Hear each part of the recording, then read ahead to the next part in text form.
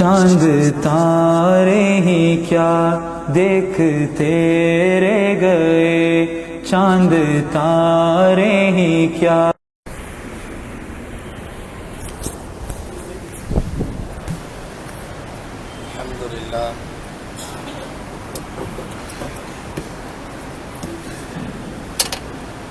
अल्हम्दुलिल्लाह रब्बिल आलमीन वस्सलातु वस्सलामु अला रसूलिहि खातमिन नबिय्यीन व अला आलिहि तय्यिबीन व अस्हाबिहि ताहिरीन वल मुमिनीन वल मुस्लिमीन कुल्लिहिम अजमईन, अम्मा बअद। फ़क़द क़ाल अल्लाहु सुब्हानहु व तआला फ़ी कलामिहिल क़दीम वल फ़ुरक़ानिल हमीद। अऊज़ु बिल्लाहि मिनश शैतानिर रजीम। बिस्मिल्लाहिर रहमानिर रहीम। व क़ज़ा रब्बुका अल्ला तअबुदू इल्ला इय्याहु व बिल वालिदैनि इहसाना। इम्मा यब्लुगन्ना इन्दकल किबरा अहदुहुमा अव किलाहुमा फला तकुल लहुमा उफ़्फ़िन वला तन्हरहुमा व कुल लहुमा क़ौलन करीमा। सदक़ल्लाहुल अज़ीम। व क़ाल रसूलुल्लाहि सल्लल्लाहु अलैहि वसल्लम हुमा जन्नतुका व नारुक। सदक़ रसूलुल्लाहि सल्लल्लाहु अलैहि वसल्लम। எல்லா புகழும் அல்லாஹு ஜல்ல ஷானுஹு தஆலா ஒருவனுக்கே உரித்தாகும். அருமைநாயகம் முஹம்மது ரசூலுல்லாஹ் ஸல்லல்லாஹு அலைஹி வஸல்லம் அவர்கள் மீதும் அவர்களின் சத்திய வழியை பின்பற்றி வாழ்ந்த சஹாபாக்கள், தாபிஈன்கள், தபஅ தாபிஈன்கள், ஃபத்தாவுகள், அவுலியாக்கள், சுஹதாக்கள், சாலிஹீன்கள், பெரியோர்கள், நல்லோர்கள் நம் அனைவர் மீதும் அல்லாஹ்வின் அன்பும் அருளும் என்றென்றும் நிறைவாக உண்டாவதாக. ஆமீன். அல்லாஹ் ஜல்ல ஷானுஹு தஆலா நாம் நம்மிடையே பழகுகிற, வாழுகின்ற, வசிக்கின்ற, நம்மோடு தொடர்புடைய பல்வேறு தரப்பட்ட மக்களோடு நடந்து கொள்ள வேண்டிய முறைகளை, சட்டங்களை அல்லாஹ் வகுத்து தந்திருக்கிறான். இவைகளை நாம் மார்க்க நூல்களில் ஹுகூகுல் இபாத் என்ற பெயரால் அறிகிறோம். உலகத்தில் வாழும் அடியார்களுக்கு செய்ய வேண்டிய கடமைகள் என்ற பொது தலைப்பில் மனைவி அடக்கம், மகன் அடக்கம், மகள் அடக்கம், பெற்றோர் அடக்கம், குடும்பத்தில் இருக்கிற எல்லா உறவுகளும் அடக்கம், அண்டை வீட்டான் அடக்கம், பொது சமூகத்தில் வாழக்கூடிய பல்தரப்பு மக்களும் அடக்கம், எல்லாருக்கும் நாம் செய்யவும் செலுத்தவும் நமக்கென்று கடமைகள் உண்டு. அதை பெற்றுக்கொள்வதற்கு அவர்களுக்கு உரிமைகள் உண்டு. இந்த ஹுகூகுல் இபாத் என்று சொல்லக்கூடிய எல்லா உறவுகளிலும் மிக மேலான முதலிடத்தில் இருப்பது பெற்றோர்களுடனான உறவு, தாயோடும் தந்தையோடும். அதனால்தான் மார்க்கம் அல்லாஹ் தனக்கு அடுத்தபடியாக அவர்களை பேணுவதை, பராமரிப்பதை, அவர்களுக்கு நன்றி செலுத்துவதை, அவர்களுக்கு பணிவிடை புரிவதை, அவர்களுக்கு கண்ணியம் செய்வதை, அவர்களிடம் தரக்குறைவாக நடந்து கொள்ளாமல் இருப்பதை வலியுறுத்துகிறார். ஒரு பக்கம் அல்லாஹ்வுடைய வழிபாட்டிற்கு அடுத்தது பெற்றோர்களுடைய கடமை, மறுபக்கம் குஃப்ருக்கு அடுத்தது பெரிய பாவம் பெற்றோர்களுடைய பத்துவா மற்றும் அவர்களுடைய நிந்தனை, அவர்களின் வேதனையான சில விசும்பல்களும் முனகல்களும் கூட பெரிய பாதிப்பை ஏற்படுத்திவிடும் என்று மார்க்கம் எச்சரித்திருக்கிறது. அதனாலேதான் அன்பொழுக பெற்றோரை பார்க்கிற ஒரு பார்வை கூட நஃபிலான ஹஜ் மற்றும் உம்ராவினுடைய தவாபை பெறுகிறது. எப்படி காபத்துல்லாவை பார்ப்பதும் திருக்குர்ஆனை பார்ப்பதும் ஹஜ் உம்ராவுடைய தவாபை பெற்று தருமோ, அதுபோல பார்வையும் இபாதத் என்ற வரிசைகளில் ஒரு மகன் அல்லது மகள் தன்னை பெற்ற பெற்றோரை அன்பொழுக பார்ப்பதும் அடங்கும். இருக்கிற எல்லா உறவுகளும் ஏதோ பிரதிபலன் சார்ந்தவை, ஏதோ ஒரு பிரதிபலன். இந்த பொது நியதியில் பெற்றோர்கள் மாத்திரம் விதிவிலக்கு. வருங்காலத்தில் இவனால் ஏதாவது கிடைக்கும் என்ற எதிர்பார்ப்புகளுக்கு அப்பாற்பட்டு நம்மை வளர்த்தவர்கள், ஆளாக்கியவர்கள் பெற்றோர்கள். ஒரு குழந்தை வளருகிற போது அவன் சம்பாத்தியத்திற்கு வந்து நமக்கு கிடைக்கும் என்பதற்கான உத்தரவாதம் கூட இல்லை. அதற்கு முன்னால் கூட பெற்றோர்கள் மரணித்து போகலாம். எனவே பிரதிபலன்களுக்கு அப்பாற்பட்டு பிள்ளைகளை வளர்க்கிற அந்த பெற்றோர்களின் அன்பும் பாசமும் அவர்கள் எடுத்துக் கொள்ளுகிற அக்கறையும் இந்த உலகத்தில் சுயநல கலப்பில்லாத 100% முழுக்க முழுக்க பொதுநலம் சார்ந்த தன்னலத்தை மீறிய ஒரு பணி. அதனால் தான் அந்த பெற்றோர்களை கவனிப்பதை, பேணுவதை மார்க்கம் இவ்வளவு தூரம் உயர்வான கடமையை கொண்டு வைக்கிறது. ஜமாத்தோடு தொழுகுவது சிறந்தது, முன்சப்பில தொழுவது இன்னும் சிறந்தது. எல்லாம் சரி, ஆனால் அசையக்கூட முடியாமல் படுத்திருக்கிற பெற்றோராக இருந்தால் அவைகளை எல்லாம் விட்டு அந்த பெற்றோரை கவனிக்க வேண்டும். நான் ரொம்ப பெரிய மார்க்க பற்றுதலுடையவன் என்று தன் பெற்றோரை இந்த கிடையில விட்டு போய் முன்சப்பில நிற்பவன் முட்டாளாகி விடுவான். மார்க்கத்தினுடைய பார்வை, ஃபிக்ஹுடைய சட்டங்களிலே அதற்கு அனுமதி இருக்கிறது. ஃபிக்ஹுடைய சட்டங்களிலே அப்படி வலியுறுத்தப்படுகிறது. அசைய முடியாமல் நோய் கிடப்பில் படுத்திருக்கின்ற பெற்றோரை பக்கத்திலே இருந்து கவனிப்பவன் அவன் வீட்டிலே தொழுது கொள்ளட்டும். சஃப அவ்வளுக்கு முந்தைய சஃபிற்கு அவன் வர வேண்டியதில்லை.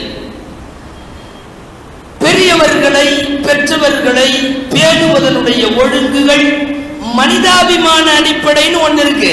ஆனால் அதை தாண்டி இஸ்லாத்தில் மட்டும்தான் அது சட்டமாகிறது. எல்லா மதங்களிலும் பெற்றோர்களை மதிக்க சொல்வார்கள்.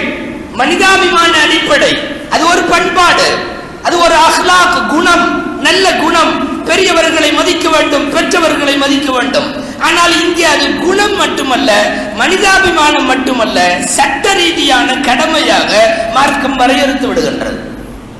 நபிகள் ஸல்லல்லாஹு அலைஹி வஸல்லம் அதனால் தான் வாய்ப்பு கிடைக்கிற இடங்களில் எல்லாம் இதை சட்டப்பூர்வமாக ஆக்குவதற்கு தேவையான அத்தனையும் செய்தார்கள். நான் உங்களோடு ஜிஹாதிற்கு வருகிறேன், நீங்கள் போகிற ஊருக்கெல்லாம் வருகிறேன், என் உயிர் இந்த மார்க்கத்திற்கு அழிய வேண்டும் என்றெல்லாம் வீரவசனம் பேசிக்கொண்டு வந்த ஒரு சஹாபியை வீட்டிலே சொல்லி வந்தாயா என்று கேட்பார்கள். பிரபலமான அறிவிப்பு இது, பல்வேறு ஹதீஸ் நூல்களில் இடம்பெற்றிருக்கிறது. ஆம், சொல்லிவிட்டு வந்தேன் என்று சொல்லுவார். அப்படியானால் உங்கள் பெற்றோர்கள் என்ன சொன்னார்கள் என்று கேட்பார்கள். ஸல்லல்லாஹு அலைஹி வஸல்லம் அனுப்பி வைக்கிற போது அழுதார்கள் என்று சொல்லுவார் அந்த சஹாபி. ஸல்லல்லாஹு அலைஹி வஸல்லம் சொன்ன அந்த வார்த்தை ஹதீஸில் இருக்கிறது, அத்ஹிகுஹுமா இத்ஹப் அத்ஹிகுஹுமா கமா அப்கைதஹுமா. நீ இங்க என் கூட வர வேணாம், திரும்பி போ. அழ வைத்த பெற்றோரை நீயே போய் நான் போகவில்லை என்று சொல்லி சிரிக்கவை என்று சொல்லி ஸல்லல்லாஹு அலைஹி வஸல்லம் திருப்பி அனுப்பி விடுவார்கள். என்ன தெரிகிறது? ஹஜ் உட்பட, ஜிஹாது உட்பட எவ்வளவு பெரிய கடமையானாலும் பெற்றோர்களின் மனப்பொருத்தம் இல்லாமல் செய்யப்படுகின்ற, நாம் வழிபாடு என்று நினைத்துக் கொள்ளுகிற பல செயல்கள் கூட மார்க்கத்திற்கு புறம்பானவையாக மாறுவதற்கு வாய்ப்புண்டு. இவைகளெல்லாம் பெற்றோரின் அனுமதியிலும் பொருத்தத்திலும் அவர்களின் துஆவிலேயும் இப்படித்தான் சுட்டு வரும். நபிகள் ஸல்லல்லாஹு அலைஹி வஸல்லம் பல ஹதீஸ்களில் அவர்களுக்கான கடமைகளை எல்லாம் வலியுறுத்துவார்கள். மிகச் சுருக்கமாக ஒற்றை வரியிலே முடித்து விடலாம். அபூ உமாமா என்ற ஒரு சஹாபி வந்து கேட்பார். இப்னு மாஜாவிலே பதிவாக இருக்கிற இந்த ஹதீஸ், ஒரு மகன் தங்கள் பெற்றோருக்கு செய்ய வேண்டிய கடமை குறித்து சொல்லுங்கள் என்று கேட்டபோது நீண்ட பட்டியல் வரும் என்று எதிர்பார்த்தால் இல்லை, ஏமாற்றம். எந்த பட்டியலும் வரவில்லை, ஒரே வார்த்தையில் முடிந்து விட்டது நபிமொழி, ஹுமா ஜன்னதுக அவ் நாருக். அவர்கள் 2 பேரும் உனது சொர்க்கம் அல்லது அவர்கள் 2 பேரும் உனது நரகம். நீ சொர்க்கம் போவதாக இருந்தாலும் அவர்களை வைத்து போய்விடலாம், நரகம் போவதாக இருந்தாலும் உன்னை நரகத்திலே தள்ளுவதற்கு அவர்கள் போதும், அவர்களின் பத்துவாக்கள் போதும் என்பது அதற்கு கருத்து. உலகத்தின் மிகப்பெரிய திருக்குர்ஆன் விரிவுரையாளர் அல்லாமா ஹசன் பஸ்ரி ரஹ்மத்துல்லாஹி அலைஹி அவர்களுடைய பெற்றோரில் ஒருவர் வஃபாத் ஆகிவிட்ட போது கடுமையாக அழுதார்கள். தாய் வஃபாத்தான போது ஊருக்கெல்லாம் சொற்பொழிவும் ஆன்மீக பேச்சும் பேசுகிற மிகப்பெரிய பழுத்த ஞானி ஹசன் பஸ்ரி அவர்களின் இந்த தீவிர அழுகை. பல பேர் சந்தேகம் கேட்டார்கள், அந்த அந்த ஹசனுல் பஸ்ரி அபகைத கதீர் பகைத கதீரா, நீங்கள் நீங்கள் ஹசன் பஸ்ரி, நீங்கள் யார், நீங்கள் ஏன் இப்படி அழுகிறீர்கள்? அவர் சொன்னார், கானலி பாபானி இலல் ஜன்னதி உஹ்லிக அஹதுஹுமா பகியல் ஆகர். எனக்கு சொர்க்கம் போவதற்கு இறைவன் 2 வாசலை திறந்து வைத்திருந்தான். இதோ இப்போது ஒரு வாசல் மூடப்பட்டு விட்டது, இன்னும் ஒரு வாசல் தான் திறந்திருக்கிறது. சுவனம் போக 2 கேட், 2 கதவு, ஒரு கதவு மூடப்பட்டு விட்டது, இன்னும் ஒரு கதவு தான் பாக்கி இருக்கிறது. இனி நான் போவதாக இருந்தால் இந்த ஒற்றை கதவின் வழியாகத்தான் போராட வேண்டும், 2 வாசல் இருந்ததல்லவா என்று சொல்லி தனக்கு கைவிட்டு போன அந்த தாயினுடைய நியமத்தை பேசுவதில் இருந்து தெரிகிறது. தாய் சுவனத்தின் ஒரு பெரிய வாசல், தந்தை சுவனத்தின் ஒரு பெரிய வாசல். அந்த தந்தையும் தாயும் சமயங்களில் நம் கண்ணுக்கு குற்றவாளிகளாக கூட தெரியலாம், அல்லது அல்லாஹ்விற்கு உகந்த அடியார்களாக கூட சமயங்களில் கடமைகளில் அவர்கள் இல்லாமல் நழுவலாம். இருந்துவிட்டு போகட்டும், இறைவனின் கடமைகளில் குறை வைத்திருந்தாலும் உன்னை பொறுத்தவரை அது உனக்கு அவர் தந்தை, உனக்கு அவள் தாய். மார்க்கம் இந்த பார்வையில் தான் பெற்றோரை பார்க்க சொல்லி இருக்கிறது. குறிப்பாக தந்தை இந்த விஷயத்தில், ஏனென்றால் அதிகமாக தாயை குறித்து கூட நிறைய சொல்லப்படுகிறது. ஆனால் அதிகமான மகத்துவங்களை உள்ளடக்கி இருக்கிற தந்தையை குறித்து பெரிதாக பேசப்படுவதில்லை என்பது மட்டுமல்ல, பல்வேறு குடும்பங்களிலும் சமூக அளவிலும் அவர் ஒதுக்கி வைக்கப்படுகிறார், ஆலோசனைகள் கடப்பதில்லை. ஒரு குறிப்பிட்ட வயதுக்கு அப்பால் அவர் ஒரு உதவா பொருளாக வீட்டிலே நகர்த்தி வைக்கப்படுகிறார் என்றால் தந்தையை குறித்து தெரிய வேண்டும், தந்தையின் மாண்பு குறித்து தெரிய வேண்டும், மார்க்கத்தில் எவ்வளவு தூரம் அவருக்கு வலியுறுத்தப்பட்டிருக்கிறது என்பதை தெரிய வேண்டும். இந்த உலகத்தில் மாத்திரம் நமக்கு இன்ஷியில் தந்தையுடையது என்று நினைக்க வேண்டாம். மறுமையிலே கூட தந்தையினுடைய பெயர் சொல்லித்தான் கூப்பிடப்படும். துனியாவின் இன்ஷியல் மட்டுமல்ல அவர், மறுமையிலேயும் நமக்கு அவர்தான் முகவரி. தாயுடைய பெயரை சொல்லி மகனை கூப்பிடுவதை விட மறுமையின் அத்தனை விசாரணைகளும் ஒரு ஆளை நிறுத்தப்படுகிற போது அவர் தந்தையினுடைய இன்ஷியலே தான் அழைக்கப்படுகிறார். குர்ஆனிலே இருக்கிறது, உதுஊஹும் லிஆபாயிஹிம் ஹுவா க்ஸத்து இன்தல்லாஹ். நீங்கள் யாரை கூப்பிட்டாலும் தந்தை பெயரோடு கூப்பிடுங்கள், அல்லாஹ்விடத்தில் அது நீதமானது. இது திருக்குர்ஆனுடைய வசனம். திருமணத்திற்கு முன்பும் திருமணத்திற்கு பின்பும், ஆணாயினும் சரி பெண்ணாயினும் சரி, தந்தையின் இன்சியலோடு வாழ வேண்டும் என்பது மார்க்க தீர்ப்பு. திருமணத்திற்கு பிறகு கணவன் இன்சியல் என்பது நம்முடைய மார்க்கத்திற்கு சம்பந்தம் இல்லாத பிற மதத்தினுடைய தழுவல். அது நமக்கும் அந்த இஸ்லாத்திற்கும் அந்த இன்சியலுக்கும் தொடர்பு கிடையாது. மவுத்து வரையிலும் ஆணாக இருந்தாலும் பெண்ணாக இருந்தாலும், திருமணத்திற்கு முன்பானாலும் பின்பானாலும் இன்சியல் என்பது தகப்பனாருடையது. உலகத்திலே மாத்திரமல்ல, ஹதீஸில் வருகிறது, யுதுஆ யௌமல் கியாமத்தி பிஅஸ்மாஇ ஆபாயிஹிம். மறுமை நாளில் அவர்களை கூப்பிடப்படுகிற போது அவர்களின் தந்தையர் பெயர் சொல்லித்தான் கூப்பிடப்படும் என்றார்கள் ஸல்லல்லாஹு அலைஹி வஸல்லம். இவ்வளவும் ஒரு தந்தை சிறப்பாக பெற்றிருக்கிற காரணத்தால் தான் ஹதீஸ் இப்படி வருகிறது. ஒரு மகனுக்கு தந்தையின் துஆ ஒப்புக்கொள்ளப்பட்ட துஆக்களின் பட்டியலிலே இருக்கிறது. எப்படி கஅபாவிலே கேட்டால் கபூலாகுமோ, எப்படி ஒப்புக்கொள்ளப்பட்ட நேரங்களில் கேட்டால் கபூலாகுமோ, ஒப்புக்கொள்ளப்பட்ட இடங்கள் வரிசையில், ஒப்புக்கொள்ளப்பட்ட நேரங்கள் வரிசையில், ஒப்புக்கொள்ளப்பட்ட நபர்கள் வரிசையில் ஒரு தந்தை வருகிறார். அந்த தந்தை யாருக்காகவும் அல்ல, தான் பெற்ற மகனுக்கு ஒரு தந்தை கேட்கிற துஆ கபூல், ஹலாலான தேவைகளாக இருக்கும் பட்சத்தில் அந்த துஆவை அல்லாஹ் கபூல் செய்கிறான் என்றால் ஒரு தந்தையின் ஸ்தானம் ரொம்ப யோசிக்கத்தக்கது. உறவுகளில் எத்தனையோ உறவுகளை கூட பேசுகின்ற, அதிகமாக விளக்கப்படுகிற, கவனம் எடுத்துக் கொள்ளுகிற இந்த காலங்களில் சொந்த வீடுகளில் பெற்றோர்கள் உதாசீனம் என்பது பெரிய பாவங்களிலே போய் முடிந்துவிடும். தந்தைக்கான கண்ணியத்தில் குறைவு, அல்லாஹ்வுக்கு செலுத்தப்படும் கண்ணியத்தில் குறைவு. 2 வார்த்தை சொல்லுவார்கள் அரபியில். தாய் என்றால் ஹிதுமத் ரொம்ப முக்கியம், கண்ணியமும் வேண்டும், ஆனா ரொம்ப முக்கியம் ஹிதுமத் என்கிற பணிவிடை. பணிவிடைகள் எதுவானாலும் தாய்க்கு நீ கட்டாயம் செய்தாக வேண்டும். மறுபக்கம் கண்ணியம், உச்சபட்ச கண்ணியம் தந்தைக்கு செய்தாக வேண்டும். தாய் எதிர்பார்ப்பது பணிவிடை, தந்தை எதிர்பார்ப்பது கண்ணியம். பெற்ற தகப்பனுக்கு முன்னால் கால் மேல் கால் போட்டு அமர்வது, காலை நீட்டி அமர்வது, அல்லது ஒவ்வொரு பகுதியிலேயும் ஒழுங்கீனம் என்று எவைகளெல்லாம் கருதப்படுகிறதோ அந்த ஒழுங்கீனங்கள் தகப்பனாருக்கு முன்னாலே இருக்கக்கூடாது. நீங்கள் அந்த தகப்பனை விட அதிகமாக படித்திருக்கலாம், அந்த தகப்பன் காலத்தில் இருந்த சம்பாத்தியங்களை விட நீங்கள் அதிகமாக சம்பாதிக்கலாம், அந்த தந்தை உலகத்தில் அனுபவிக்க முடியாதவைகளை எல்லாம் கூட நீங்கள் அனுபவிக்கலாம். ஆனால் பெற்ற தகப்பனுக்கு முன்னால் நிகழ்த்தப்படும் ஒழுங்கீனம் இஸ்லாமிய பார்வையில் அல்லாஹ்வுக்கு நீ செய்த ஒழுங்கீனமாகவும் கண்ணிய குறைவாகவும் எடுத்துக்கொள்ளப்படுகிறது என்றால் நாம் யோசித்து பார்க்க வேண்டும். இன்றைக்கு உதாசீனப்படுத்தப்படும் தந்தைகள், அவர் ஏதாவது ஆலோசனை சொல்ல வந்தா கூட ஒண்ணுமில்லாதவர்னு நிறுத்தி விடுறது, விவரம் தெரியாதவர்னு நிறுத்தி விடுறது, ஏதாவது அவர் புலம்பிட்டு கிடப்பாருன்னு சொல்றது, அவர் என்னமோ பேசிட்டு போட்டுன்னு விட்டுறது, பப்ளிக்ல அவரை முன்னிலைப்படுத்துறது இல்லை, சமூகத்தினுடைய உறவுகள் கூடும் இடத்தில் அவர் உதாசீனப்படுத்துவது, இதுவெல்லாம் சரியாக வளராத அல்லது பத்துவாவுக்கு ஆளாகிற பிள்ளைகள் வளர்ந்தவர்களுக்கு அடையாளம். அடுத்தடுத்த தலைமுறைகளை நினைத்தால் இன்னமும் ஆபத்தாக இருக்கிறது. கூடுமானவரை பெற்றோரை விட்டு தனித்திருப்பதை விரும்புகிற பெற்றோர்கள், நான் தவறு என்று சொல்ல வரவில்லை, ஆனாலும் பெற்றோரை விட்டு எப்படியும் பிரித்துவிட வேண்டும் என்று நினைப்பவர்கள் எந்த கண்ணியத்தை அடுத்தடுத்த தலைமுறைகள் தந்தைக்கு தருமோ அல்லது தாய்க்கு தருமோ என்பது தீவிரமாக யோசிக்க வேண்டியது இருக்கிறது. தந்தைக்கான கண்ணியம் அவ்வளவு உயர்வில் அல்லாஹ் வைத்திருக்கிறார். இவர் சின்ன வயசாக இருக்கும் போது, குழந்தையாக இருந்த போது அந்த தந்தை பிஞ்சு விரலை பிடித்து ரோடு ரோடாக நடந்திருப்பார், பள்ளிக்கூடங்களுக்கு நடந்திருப்பார், ஏன் பள்ளிவாசல்களுக்கும் நடந்திருப்பார். ஆனால் வயதான காலத்தில் தடுமாறிய தந்தையின் கைப்பிடித்து ரோட்டில கூட்டி போவதற்கு மகன் வெறுக்கப்படுகிறார்.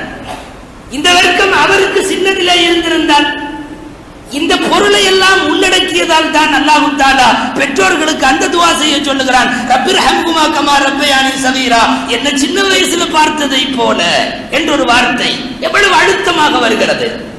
என் விரல் பிடித்து அவர் நடந்தது போல் அவரின் தள்ளாடும் பருவத்தில், முடியாத பருவத்தில் 2 கால் அல்ல 3வது காலாக ஒரு குச்சியை அவர் ஊண்டுகிற நேரத்தில் நான் கைப்பிடித்து தெருக்களுக்கோ கடைகளுக்கோ அல்லது அவர் தேவைகளுக்கோ பள்ளிவாசலுக்கோ அவர் விரல் பிடித்து கூட்டி போவேன் என்பதில் தான் ஒரு பிள்ளைக்கான துஆ அடங்கி இருக்கிறது. சிறிய வயதில் நம்மை பார்த்த போது அவர்களுடைய சுய அக்கறைகளுக்கு அப்பாற்பட்ட எவ்வளவு பெரிய பொதுநலன் இருந்ததோ அந்த பொதுநலன் சர்வ சாதாரணமாக இன்றைக்கு மீறப்படுகிறது, அவமதிக்கப்படுகிறது அல்லவா?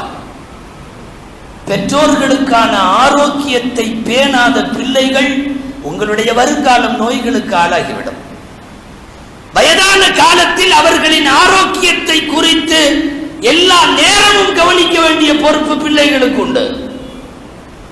உனக்கு சின்ன வயசுல வெளியே போகிற போது வாங்கி சாப்பிடுவதற்கு அவர் பாக்கெட்டு மணி கொடுத்த காலங்கள் உண்டல்லவா? ஆனால் வயதானதற்கு பிறகு 1 பைசா கூட கையில கொடுக்காமல், எந்த நிர்வாகமும் கையில இல்லாமல் அப்படியே முடங்கி போய் ஏறத்தாழ ஆயுளை முன்கூட்டியே முடித்துக் கொள்வதற்கு தீர்மானிக்கிற அளவுக்கு அவர் மனது வெதுப்பும் நிலைக்கு ஒரு பிள்ளைகள் கொண்டு போய் விடுவது எவ்வளவு பெரிய பத்துவா தெரியுமா? நம் செலவுக்கு அவர்கள் காசு கொடுத்தது போல வயதான காலத்தில் அவர்களுக்கென்று பிரத்யேகமாக அவர்கள் யாருக்காவது கொடுப்பதற்கு அவர்கள் கையில் காசு வேண்டும், கொடுக்க வேண்டும். கொடுக்க வேண்டி இருப்பது பிள்ளைகளின் கடமை. நாங்களே சம்பாதிக்கிறோம், எங்களுக்கே மக்கள் உண்டு, மனைவி உண்டு, அப்படி உண்டு, இப்படி உண்டு, எல்லாம் உண்டு. தந்தையும் கடமைகளின் வரிசையிலே வருகிறார். மனைவிக்கு உணவளிப்பதும் உடையளிப்பதும், பிள்ளைகளுக்கு உணவளிப்பதும் உணவளிப்பதும், இந்த வரிசையிலே பெற்றோருக்கு உணவளிப்பதும் உடையளிப்பதும் தேவையானவற்றை கொடுப்பதும் கடமை ரீதியிலே வருகிறது.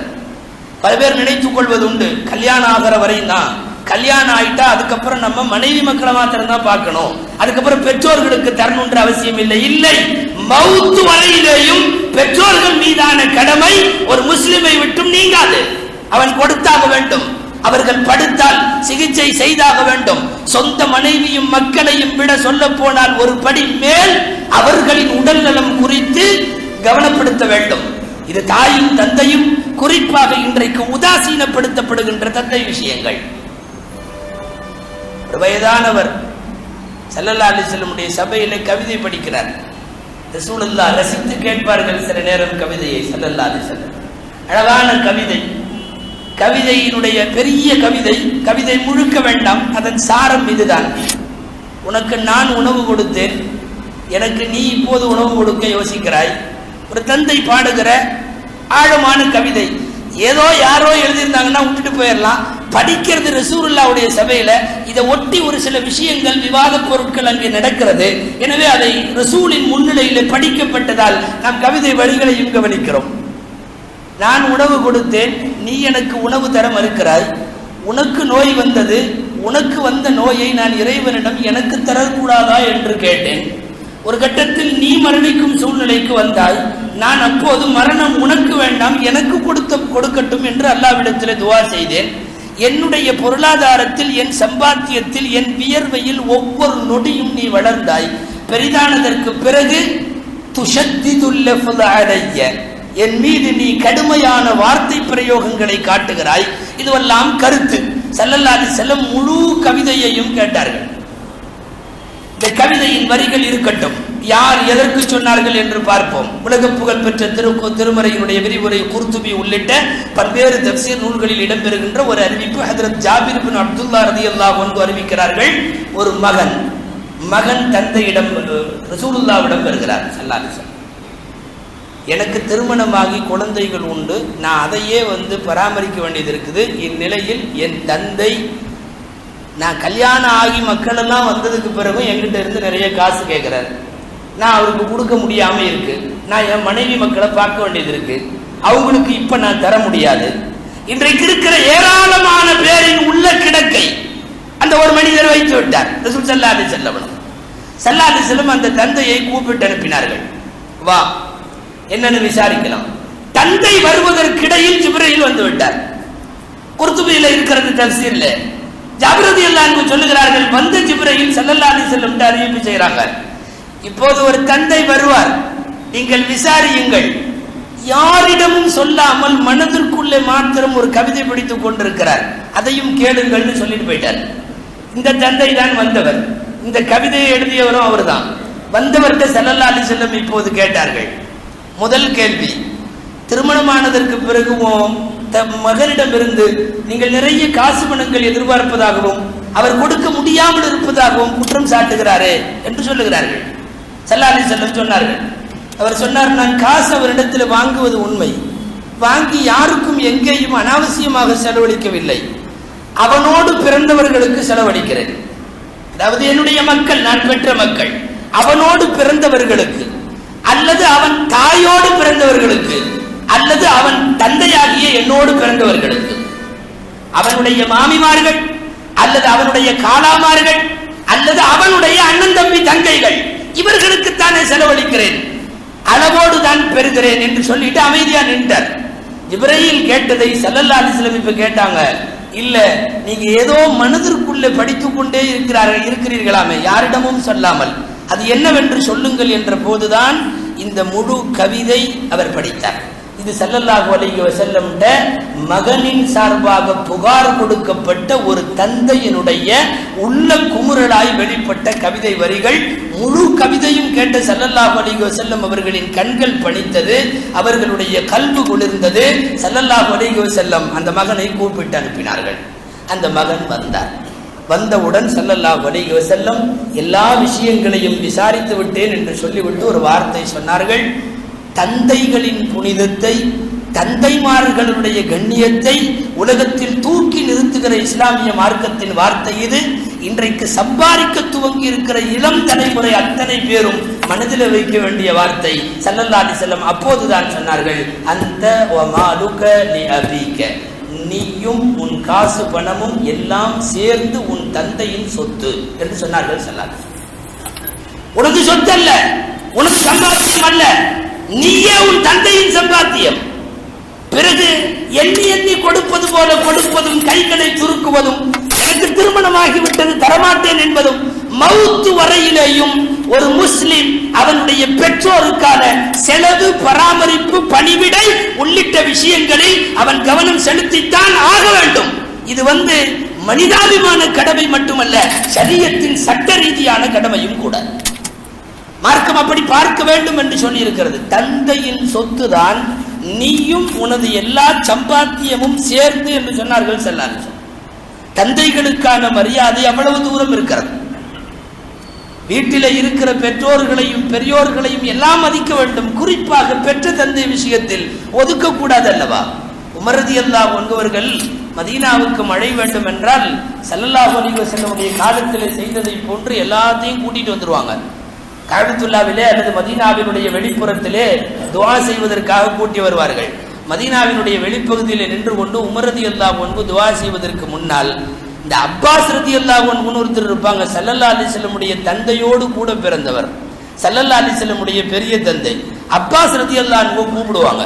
கூப்பிட்டுட்டு அப்பாஸ் ரலியல்லாஹு அன்ஹு பக்கத்துல வச்சுக்கிட்டு உமர் ரலியல்லாஹு அன்ஹு துஆ செய்வாங்க.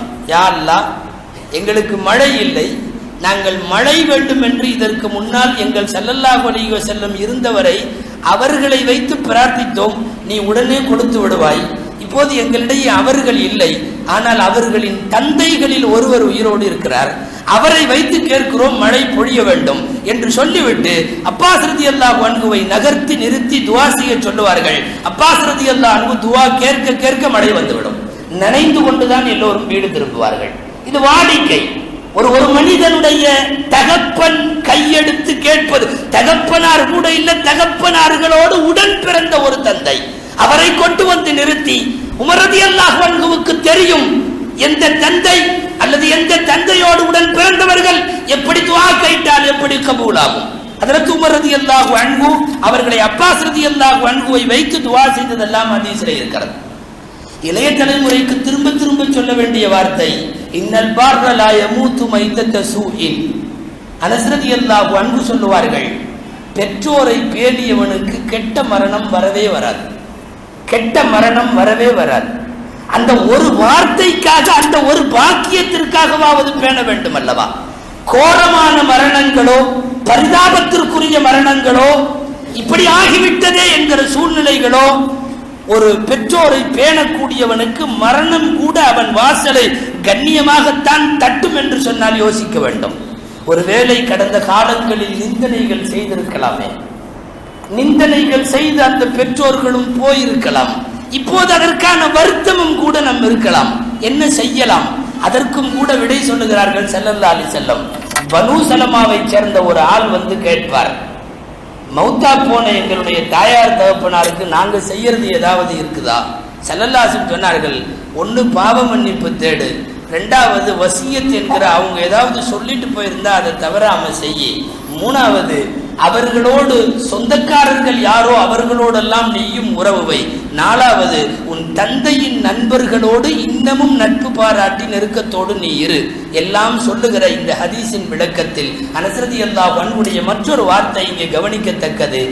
இறந்து போன பெற்றோருக்கு பிள்ளைகள் கேட்கும் பாவ மன்னிப்பு அவர்கள் ஜீவிய காலத்தில் பெற்றோரை ஒருவேளை ஏதாவது குறைபடுத்தி இருந்தால் அதனால் ஏற்படும் ரப்பின் கோபத்தை இந்த பாவ மன்னிப்பு தடுக்கும் என்கிறார்கள் ஸல்லல்லாஹு அலைஹி வஸல்லம்.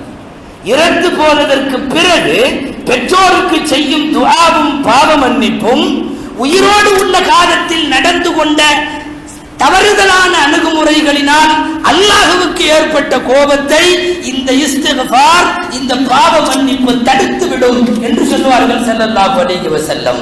யோசிக்க, சொல்ல, கேட்க பெற்றோர்களை குறித்து நிறைய செய்தி இருக்கிறது. குறிப்பாக உதாசீனப்படுத்தப்படுகின்ற, மனதளவில் முடக்கி போடப்படுகிற தந்தைகள் விஷயத்தில் தந்தையர் தினம், அந்த தினம், இந்த தினம் எல்லாம் நிறைய கொண்டாடுகிறார்கள். இந்த வாரமே 2 தினம் சொல்லுவார்கள். முதியோர் தினமும் வரும், தந்தையர் தினமும் வரும். எல்லா பெரியவர்களையும் மாத்திரமல்ல, குறிப்பாக வீட்டிலே இருக்கிற பெரியவர்களை, அதிலும் குறிப்பாக தாய் தந்தையை, அதுவும் ஒதுக்கி வைக்கப்படுகிற தந்தைமார்களை கவனியுங்கள். அவர்களின் பராமரிப்பில் தான் நம்முடைய வாழ்வின் உயரமும் மிகப்பெரிய கண்ணியமும் அடங்கி இருக்கிறது என்பதை புரிந்து கொண்ட யாரும் பெற்றோரை தள்ளி வைக்க மாட்டார்கள். எல்லாம் வல்ல அல்லாஹ் ஜல்ல சுப்ஹானஹு வ தஆலா அவனை எப்படி வணங்கிய வணக்கசாலிகளாக நம்மை ஆக்குவானோ அதுபோலவே நம்மை பெற்ற பெற்றோர்களின் துஆக்களுக்கு இலக்கானவர்களாக அல்லாஹ் நம்மை ஆக்குவானாக. மரணித்துவிட்ட நமது பெற்றோரின் எல்லா பாவங்களையும் அல்லாஹ் மன்னித்தருள்வானாக. ஆமீன். வா ஆகிரு தஅவானா